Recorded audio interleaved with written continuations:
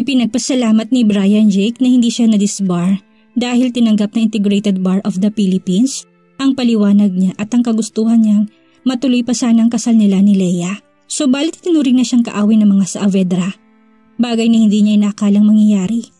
Itinuring na siyang kapamilya ng mga ito bago nangyari ang malaking iskandalo. Matagal nang naging multo sa kanya ang nangyari. Madalas na tungkol sa hindi niya pagsulpot sa kasal ang topic kahit saan mang function siya magpunta. Kaya nagpasya siyang sa Villarreal muna mamalagi. Lumuluwas lamang siya kapag kailangan siya sa mga kasong hawak niya. Any development? Nainip na niyang tanong sa private investigator na inupahan niya para hanapin si Georgina. Kausap niya ito sa cellphone. Kabababa lamang niya ng kotse.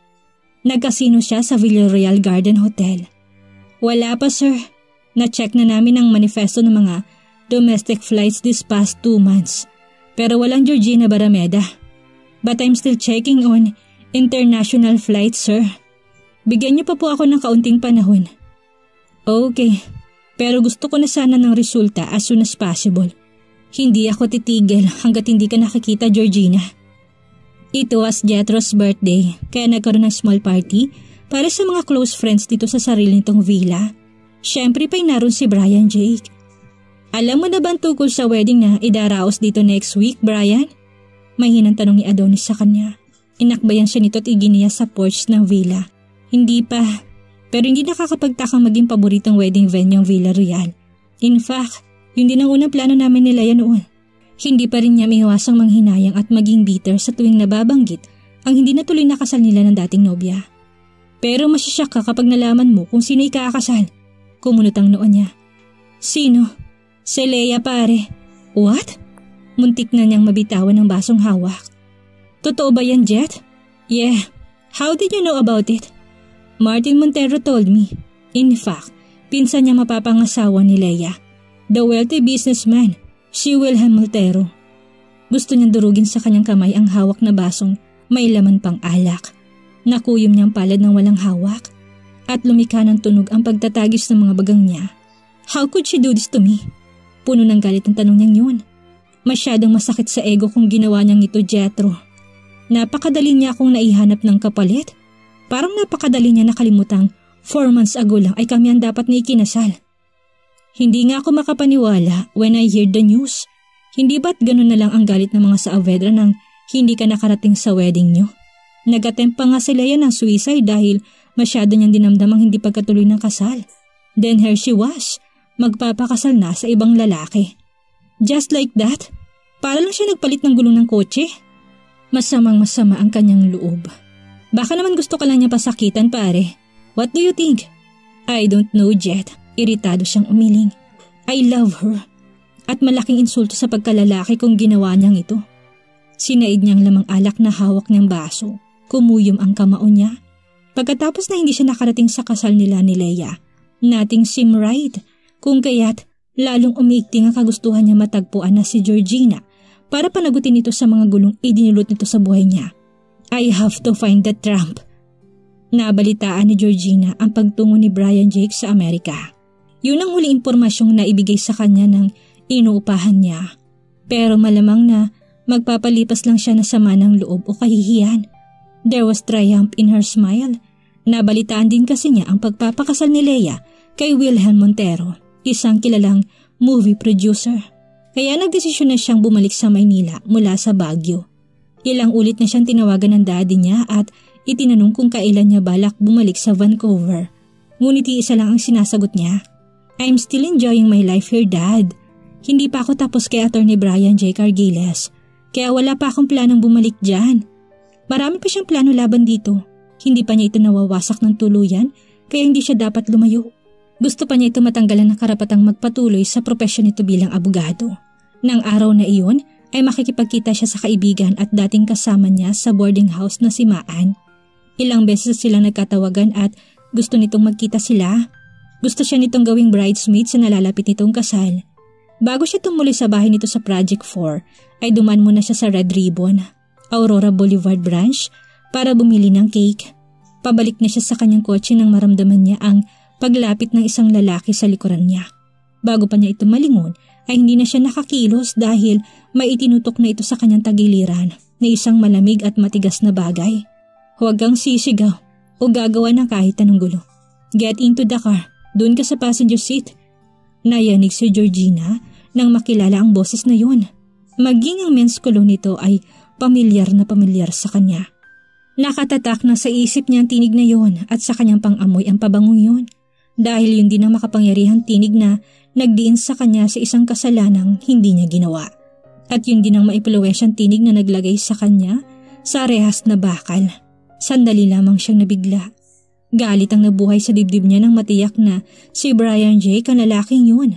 Nakabalik na pala ito mula sa Amerika? Kung sa bagay, na-expect niya na yun. Alam niyang galit ito sa kanya at hahanapin siya nito para usigin sa kanyang ginawa. I said, get into the car. Mas maigting na utos dito sa kanya. Wala siyang nagawa kung hindi pumasok sa kanyang kotse. Lumulan din ito sa driver's seat. Ato ay gan. Nakakaloko ang ngiting sabi nito habang ibinabalik sa baywang ang baril-barilan lang pala na itinutok nito sa tagiliran niya. Dala ng inis na pabuntong hininga na lamang siya. Hindi naman ako masisinda kahit tutukan mo ko ng totoong baril. Ganti ni Georgina rito saka itinuon sa labas ng kotse ang tingin. Alam kong hindi mo ko kayang patayin in broad daylight at sa gitna pa ng maraming tao. Alam ko namang hindi ka pumapatol sa babae, hindi ba? Pauyam niyang dagdag. At last, I found you, little tramp. Ang pagkakangiti nito ay halatang may bahid ng puot. Pinahirapan mo ko sa paghahanap sa'yo. Padarang na inagaw nito mula sa kanyang kamay ang susi ng kotse. Saka nito yun pinasibad na muntik na niyang ikasubsob sa dashboard. Noon niya naalalang isuot ang seatbelt. Akma siyang magpoprotesta sa bilis ng pagpapatakbo nito. Ngunit hindi na rin niya naituloy ng sasabihin dahil naalarma siya sa galit na nakarehistro sa mukha nito. Obvious na may kasalanan ka kaya nagtago ka ng husto. Sarkastikong sabi nito. Pero hindi mo ako mapagtataguan. Isinumpa ko nga hanapin kita kahit saan ka magtago. Bagamat pinaghandaan ni Georgina ang muli nilang pagkikita, aminado siyang bahagyang umurong ang tapang niya ng mga sandaling iyon. Pero hindi siya dapat magpadaig at magpasindak dito. Kung kasalanan ng pag-uusapan, siya ang mas aggrieved party at itong may dapat pagbayaran sa kanya. Huminga siya ng malalim at hinarap ang galit nito. Hindi ko alam na hinahanap mo ko, attorney. Kunwari hindi siya apektado sa pagbabanta nito. Agad tumalim ang tingin nito sa kanya. Sinuntok nitong manibela. You slut! Alam mong dahilan para hanapin kita. Nagtatagi sa mga bagang nito. Tumaas baba na rin ang dibdib nito sa emosyong halatang sinisikap kontrolin. I'm not a whore. You're a ruthless and uncompassionate devil. Gusto niyang ibalik ang mga salitang yun sa mukha nito. Bigla itong nagminor at hinarap siya. You know damn well na sinira mong buhay ko dahil sa pinainom mo sa akin.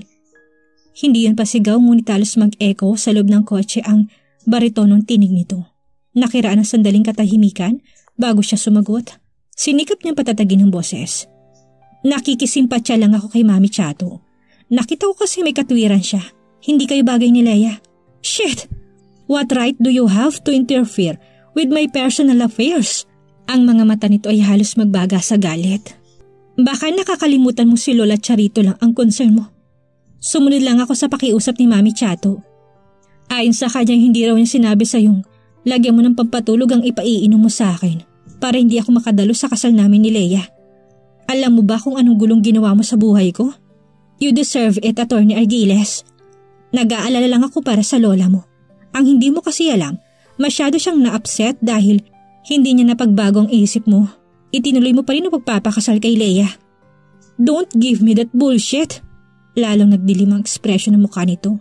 Ginawa mo yun hindi para kay Lola Charito, kung hindi para sa pansariling motibo. Kinabahan siya.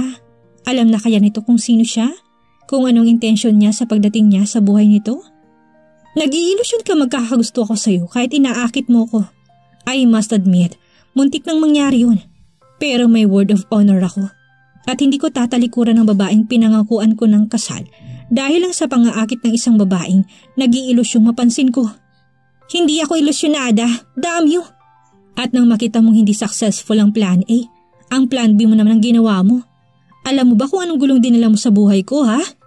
Pakaramdam niya ng mga sandaling iyon ay isa siyang malit na dagang na corner ng malaking pusa. Ngunit lihim din siyang nagngingit-ngit. Sobrang tiwala na lalaking ito sa sarili niya. The problem with him is his ego. Kung madaling nahahatak ng appeal mong lahat ng babaeng nakikilala mo, I'm an exception. You don't appeal to me and you would never. Pagkasuklam ang nararamdaman ko sa'yo. Yumuko siya. Sasakyan niya ang maling akala nito. Kailangan magkunwari siyang iyon ang motibo niya. Mas mainam na yun kaysa malaman nitong simula pa lamang iyon ng higit pang pagsira niya rito. Kahit mahirap, papaniwalain muna niya itong totoong in love siya rito para mas madali niyang magawa ang susunod pa niyang plano. Mabilis na silang tumatakbo sa kahabaan ng EDSA nang magsalita si Georgina. Gusto niyang basagin ang nakakailang na pananahimik ni Brian Jake. Alam niyang sa kabila ng hindi ito pagkibo, para itong tubig na kumukulo. Walang ingay ngunit mapanganib. Kamusta si Mami Chato? Kaswal niyang tanong. Huwag mong ibahin ang usapan. Sikmat nito sa kanya. Nakira na naman ang nakakailang nakatahimikan. Ngunit panay ang buga nito ng malalim na hininga. Alam niyang kahulugan nun ay ang puot na gusto nitong isampal sa mukha niya. Malinaw sa kanya ang paggagalawan ng mga masas nito sa mukha. Pati ang relasyon namin ay naapektuhan dahil sa'yo. Nasa San Diego na siya at ayaw na bumalik sa poder ko. Paggawa na wika nito. Namimiss ko kasi siya. Tell it to the Marines. Muli nitong sikmat. Kung totoong ang intensyon mo'y agawin ako kay Leia, kaya mo ako inakit at pinainom ng pampatulog. Gusto kong isipin ngayon na kaya mo kinuha ang kalooban ng matanda ay para makalapit ka sa akin. Hindi mo talaga minahal at pinagmalasakitan ng lola ko. Gaya ng sinasabi mo, kinasangkapan mo lang siya. Gustong umusok ng kanyang ilong sa mga sinabi nito. Minsan na siya nitong inakusahan 5 taon na nakakalipas. Inakusahan din siya nitong oportunista nang tanggapin siya ni Mami Chato bilang kapalit ni Grace. Ngayon ay pinagdududahan na naman ito ang pagmamahal niya sa lola nito. I hate you then, and still hate you now. Sa tansya niya ay para lamang tubig na. Unti-unting kumukulo ang galit niyang kinikimkim para kay Brian Jake habang nakikilala pa niya ito. You disappointed her, in case you don't know. Patuloy nito sa walang emosyon tinig. Hindi rin niya nagustuhan ang ginawa mo. At dahil nagtago ka, siya ang sumalo na lahat ng panunumbat at galit ko. Umalis ako dahil nahihiya ako sa ginawa ko. Nakayukong sabi ni Georgina. Napakahirap magkunwaring nagpapakumbaba siya sa kabila ng katotohanang gusto na niyang ipamukha ang galit niya rito. Humingi man ako ng tawad. Alam ko hindi mo tatanggapin at hindi mo ako basta mapapatawad. Mabuti naman at alam mo, sa laki ng gulong ginawa mo sa buhay ko, gusto kong durugin ka sa mga kamay ko. Alam mo bang nademanda ako? For the first time in my life, ako na isang defense lawyer ay nakasuhan at 3 milyon ang danyos na binayaran ko. I was ambushed and worst, muntik na akong madisbar at lahat ng yun ay dahil sa kagagawan mo. Balak mo bang singilin sa akin ang 3 milyon na yun? Wala akong perang ganun, attorney, she said in mockery. Hindi ko iniinda ang halagang yun. Matalim ang mga matang pinaglipat-lipat nito ang tingin sa kasadang tinatahak nila at sa kanya. Kung hindi ka sana nagtago, dapat ay nakapag-explain ka at hindi ako nagmukhang tumalikod sa responsibilidad kay Leia. Lumabas ako isang lalaking walang isang salita. Sinira mo ko. I know, at yun naman talagang gusto ko mangyari sa'yo. Patayin man kita ngayon ay kulang pa sa perwis yung ginawa mo sa buhay ko. Durugin mo man ako ng pinong-pino, attorney. Hindi na may babalik yung mga nangyari. Yeah, siguro nga. Pero dahil ikaw may kagagawa ng lahat, ikaw naman ang magbabayad sa akin yun. Anong gagawin mo, attorney? Iaharap mo ko sa pamilya ni Leia para magpaliwanag? Hindi na kailangan. Asik nito. Leia is married to another man. Married to another man? Ulit ni Georgina na kunwari ay walang kaalam-alam. Hindi ba malaking insulto yan sa pagkalalaki mo, attorney? O hindi kaya ginawa niya yun para ipamukha sa'yo na ganoon ka lang kadaling palitan? Muling kumislap ang galit sa mga mata nito. And that made me more mad. Kung natapakan man ni Leia ang male ego ko, yun ay dahil pa rin sa kagagawan mo. Dumadagundong sa loob ng kotse ang powerful voice nito at bahagya siyang napakislot. Akala niya handa niyang harapin ang galit nito. Subalit kaya pa rin pala siya nitong yanigyan. Babae siya. Kahit armado siya ng tapang at puot para dito, ay alam niyang mas malakas pa rin ito. At posibleng madaig siya nito. Pero pinilit niyang kalabanin ng anumang takot. Tuwaan dapat niyang maramdaman ng mga iyon. Dahil si Brian Jake mismo ang umamin na nasira niya ito. Hindi lang ang personal nitong buhay, kung hindi pati ng kredibilidad nito bilang abogado at ang dignidad nito bilang lalaki. Ngayong nakita mo na ako, attorney, balak niya ba akong patayin? Isang sarkastikong ngiti ang isinagot nito sa kanya. Ang sabi ko, kung nakita kita kaagad, I could kill you. But on second thought, ayoko maging kriminal. May nabuo na akong plano para sa'yo ngayon. Isang parusang mas iindahin mo. Lumakas ang kaba ni Georgina, ngunit hindi siya nagpahalata. Anong plano? Huwag ka ng maraming tanong. Malalaman mo rin when we get to Villa Royal. May makahulugang ngiting sumilay sa sulok ng mga labi nito. Anong balak mong gawin sa akin? Iahagis mo ko sa dagat at ipapakain sa mga pating? Tanong ni Georgina nang sakay na sila ng ferry boat patungo sa Villa Royal Island. You shut up! Hindi ba sinabi ko na sa'yong huwag ka ng maraming tanong? Singhal ni Brian Jake sa kanya. Bakit mo ko dinala rito sa Villa Royal? Tinapunan naman siya nito ng isang malamig na titig bago siya sinagot. You just wait and see. Nahulog siya sa malalim na pag-iisip. Ano ang binabalak nitong gawin sa kanya? Malungkot ng villa ni Brian Jake dahil bukod pala kay Mami Chato ay wala rin doon si Mang Tino. Nang usisain niya ito tungkol doon ay simple lang ay sinagot ito sa kanya. Pinagbakasyon ko muna. Palagay ko'y hindi ko muna siya kailangan sa ngayon. Total, nandito ka naman. You mean, balak mo kong gawing caretaker ng villa mo bilang parusa sa kasalanan ko sa'yo? Nasa tapat na ito ng bar at kumukuha ng alak ng lingunin siya. Napakagaan namang sentensya nun kumpara sa laki ng kasalanan mo. Napakagaan na sentensya? Para siyang natulig sa sinabing yun ni Brian Jake. Hindi ba nito alam na torture sa kanyang pagbanggit ito ng linyang yun? Gawin mo na talagang magbigay ng parusa sa mga taong inosente. Sa laki ng gulong ginawa mo sa tahimik kong buhay, you deserve more than that, sabi nito. Dala ang isang baso ay bumalik ito sa kinaroroonan niya. You will be my slave here. Pagsisilbihan mo ako. Gagawin mong lahat ng gusto ko. And stay here for as long as I want and as long as I need you. Puno ng determinasyon ang anyo nito. May bugso ng kapangyarihan ang bawat salitang binibitawan nito at daig pa ang nagdeklara ng all-out war laban sa mga abo sa Yaf. May pagkabahalang nakiraan sa damdamin niya. Ngunit madali ring nilaman yun ng bitterness na nakabalot sa kanyang puso at pinatatag siya ng kinikimkim na galit. Gagawin mo akong slave? Yeah, susunod ka sa lahat ng ipag-uutos ko at sa lahat ng gusto ko. Makahulugan ng kislap sa mga mata nito. Nababasa niya ang puot at ang masamang binabalak nito laban sa kanya bilang ganti sa ginawa niyang gulo sa buhay nito. Hindi mo ako pwedeng pigilan dito sa Villa Royal, attorney. Sagot niya rito. Sino nagsabi sa'yong bibigyan kita ng pagkakataong tumanggi? At wag na wag kang mag-a-attempt na tumakas. Serious illegal detention ito kapag pinigil mo ko rito. Baka nakakalimutan mong walang taon na kung nagsunog ng kilay sa pag-aaral ng law. At alam ko kung kailan ako malalagay sa alanganin. Maring naglapat ang kanyang mga labi sa inis na pinipigil. Baka naman balak mo lang akong patayin ng unti-unti, attorney. Huwag mo nang patagalin pa. Natawa ito matapos lumagok ng alak. Hindi ako papatay ng isang walang kalabang-labang babae, Miss Barameda. Naupo ito sa tabi niya. Naroon pa rin sa mga labi nito ang makahulugang ngiti. At sinadya nitong makadikit ang kanilang mga braso at hita. Umisod siya ng kaunti.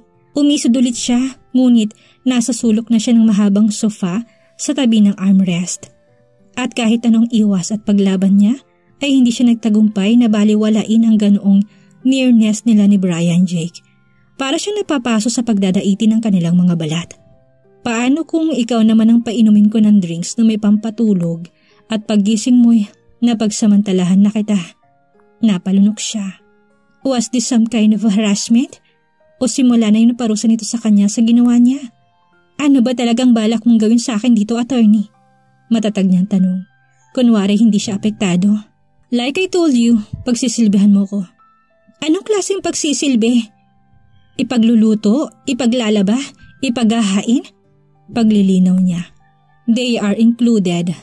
Pero ang pinakaimportante sa lahat, lumagkit ang tingin nito sa kanya. Pasisiyahin mo ko sa kama whenever I want it. Napaahon si Georgina mula sa kinuupuan niya. Umatras siya palayo rito. Saka siya galit na namaiwang sa harap nito. What? Tama ba yung narinig ko? I suppose you heard it right. You seduced me, hindi ba? Baka nakakalimutan mo na yun. Naisahan mo lang ako dahil sa ipinainom mo sa akin. Walang nangyari sa atin. But I am just wondering, sanay ka bang mangakit ng lalaki? No! Ganoon na ganoon din ang akusahan siya nito 5 years ago. Isang cheap na babaeng gumagamit ng kagandahan para mangakit na lalaking alam niyang pakikinabangan niya. Nagtagis ang mga bagang niya. Hindi ako katulad ng iniisip mo, attorney. Sinabi ko naman sa'yo, hindi ba? Nagawa ko lang yun para kay Mami Chato. Well, mas mabuti na yun ang hinihingi kong kapalit kaysa idemanda kita, hindi ba? Gusto niya itong sampalin ngunit nagpigil siya ng sarili. Hindi pa yun ang tamang panahon. Hindi porke may kasalanan ako sa'yo ay pwede mo nang insultuhin ang pagkatao ko, attorney. Hindi ako isang cheap na babaeng basta na lang magpo-provide ng tawag ng laman para ibayad sa kasalanan ko sa'yo. Isang nanguuyam ng ngiti ang isinagot ito sa sinabi niya. I'm not insinuating na cheap ka. Kaya lang, I thought na may pagtingin ka sa akin kaya mo tinangkang agawin ako kay Leia. I would just like to make things easy for you. Gusto lang kitang pagbigyan. Gustong-gusto na niyang mapikon. Conceited! Hindi ako in love sa'yo. Kung alam mo lang kung ano nararamdaman ko para sa'yo, Devil. Sobra naman yata ang tiwala mo sa sarili mo. Para isipin ganun ako ka head over heels sa'yo para ialok na lang ng ganun ang sarili ko. Nakapagtataka na ikaw umaatras ngayon, samantalang ikaw ang unang gumawa ng move. Bahagi lang yun na pagtatangka kung mapigil ang kasal niyo ni Leia. Well, hindi ako batang matapos pakitaan ng candy at takawin ay hindi pa titikimin. You gave me a challenge. Kailangan panindigan mo yun. Death penalty ang kasong kidnapping at may pananamatala. At hindi mo naman siguro gusto yung mangyari yun dahil importante sa yung pangalan mo bilang abogado. Pananakot ni Georgina rito. Pananamantala? Magagawa mo kaya akong kasuhan? Nanghahamon ng tinig nito. Bakit hindi? Isang matamang titig ang isinagot ito sa kanya bago sinid ang laman ng baso nito. Pagkatapos ay isang nakakaloko at malutong na halakhak ang kumawala rito. Para bang nasisiyahan itong makitang nagpapanik siya and she despised him more for that. But this is unfair. Wala siyang karapatang parusahan ako because I only wanted to get even. Ikaw ang may atraso sa akin, Attorney Argiles. Ngunit mukhang determinado si Brian Jake na parusahan siya sa nagawa niyang kasalanan dito. At tipong siya pa ang pinaglalaruan nito. Bago sumabog ang dibdib niya sa galit, ay tinalikuran niya ito at nagtuloy siya sa guest room na dati niyang inuukupa noong kasama pa niya si Mami Chato roon. Tumuloy na muna siya roon para maiwasan ang kumprontasyon nilang dalawa ni Brian. Ngayong muling magkasama sa isang bubong, si Georgina at Brian, magawa kaya ng dalaga ang gustong mangyari ni Brian sa kanya? Paano kaya pakikitunguhan ni Georgina ang binatang galit na galit sa kanya? Yan ang ating aalamin sa susunod nating kabanata.